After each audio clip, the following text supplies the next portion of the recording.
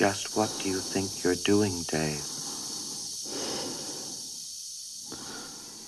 Acompáñenme en esta nave espacial, Discovery One, en su ruta a Júpiter. La computadora a bordo, HAL 9000, se ha rebelado en contra de los humanos a los que acompaña. Open the pod bay doors, Hal. I'm sorry, Dave. I'm afraid I can't do that. Uno de los tripulantes logra entrar a la nave por una escotilla de emergencia y comienza a desactivar HAL. Take it for me. Mientras los circuitos son desconectados manualmente, uno a uno, la computadora canta. Daisy, Daisy, give me your answer too. I'm half crazy, all for the love of you. It won't be a ¿Por qué HAL canta esta canción? ¿De dónde viene? ¿Simboliza algo? Sí, está íntimamente conectada con la innovación tecnológica, el temor sobre el futuro y de alguna forma con las bicicletas.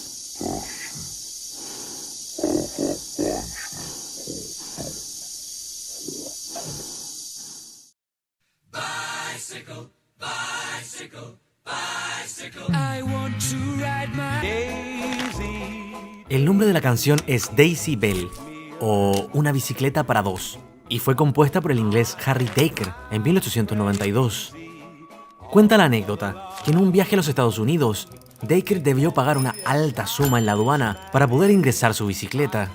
Al quejarse de esto con su amigo William Jerome, este le responde: por suerte no era una bicicleta para dos. A partir de esa frase, Daker compuso una canción que se hace popular, en mi opinión, porque en 1890 el mundo se volvió loco por las bicicletas, pero loco, loco.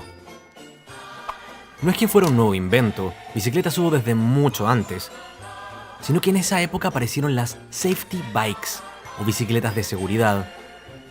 Modelo que tenía dos ruedas de igual tamaño, marco con forma de diamante y cámaras inflables. El nombre marca un contraste con otros modelos previos, como la ordinaria o penny farthing. Un esperpento de gran altura, ruedas desiguales, pedales directamente en el eje y digamos que cierta tendencia a los accidentes. Las bicicletas tienen un potencial revolucionario, utilizadas como símbolo por movimientos de los derechos civiles, promotores del deporte y la vida sana, anarquistas y ambientalistas en la década de los 60, movimientos socialistas y comunistas desde principios del siglo XX, y por las activistas del sufragio femenino a fines del XIX. Este último ejemplo es importante, porque hasta entonces la bicicleta había sido un pasatiempo fuertemente masculino y de exclusividad de las clases altas. Por un lado, las bicicletas se convirtieron en un ecualizador de clases, dando movilidad a ricos y pobres por igual. Entre más populares se hacían, y gracias a nuevos procesos tecnológicos en su manufactura, los precios bajaron haciéndose aún más accesibles. ¡Cállese y tome mi dinero! Y por otro lado, la bicicleta prometía independencia en el transporte a las mujeres que dependían de los hombres para moverse, proporcionándoles más control sobre dónde podían ir, cuándo y cómo. Los movimientos por los derechos de las mujeres, que ya habían tomado curso y acción desde antes del renacimiento de la bicicleta, la adoptaron como símbolo.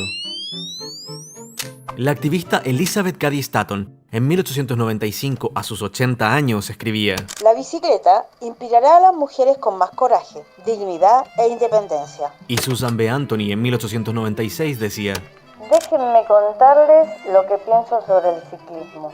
Pienso que ha hecho más por la emancipación de las mujeres que nada más en el mundo. Les otorga a las mujeres un sentimiento de libertad e independencia.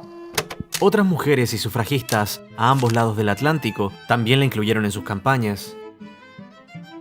Ser popular no la absuelve de peligros reales o imaginarios.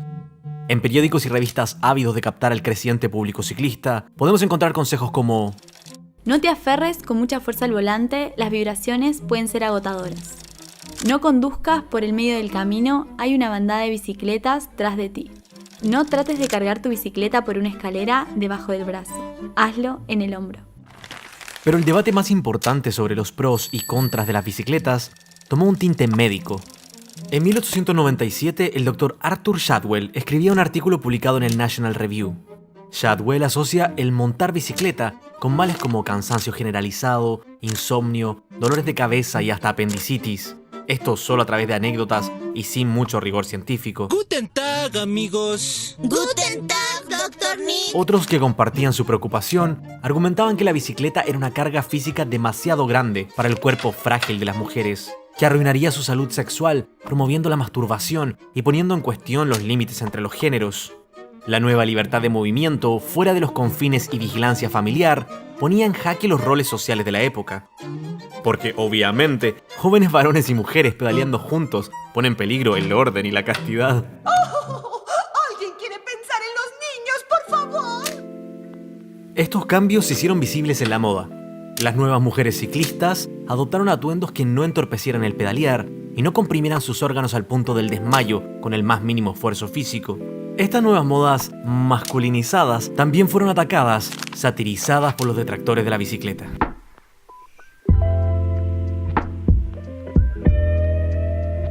Quienes defendían la bicicleta no eran mucho más progresistas.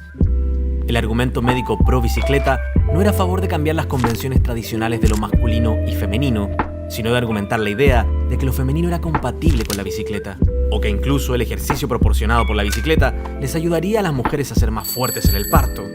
El lenguaje del debate de las bicicletas está plagado de sexismos.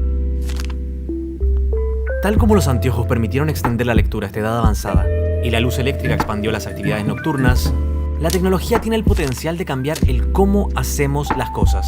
El miedo y reacción conservadora que provocó el renacimiento de la bicicleta no es justificable, pero sí es al menos comprensible. ¿Por qué creen ustedes que le tenían tanto a la bicicleta? Saltemos 70 años, a 1962. En los laboratorios Bell, J.L. Kelly, junto a Carol Lochbaum y Lou Gertzman, programan una computadora IBM 704 para sintetizar voz.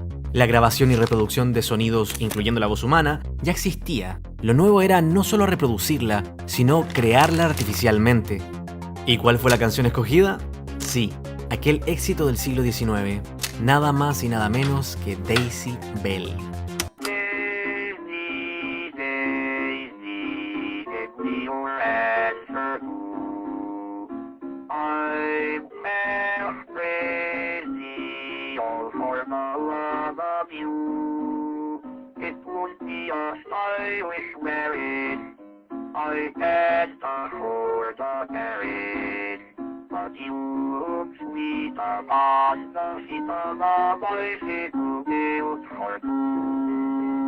En una de estas demostraciones estaba presente el escritor Arthur C. Clarke, que en 1951 escribió El Centinela, cuento que inspira la película 2001 Odisea al espacio, coescrita con Stanley Kubrick.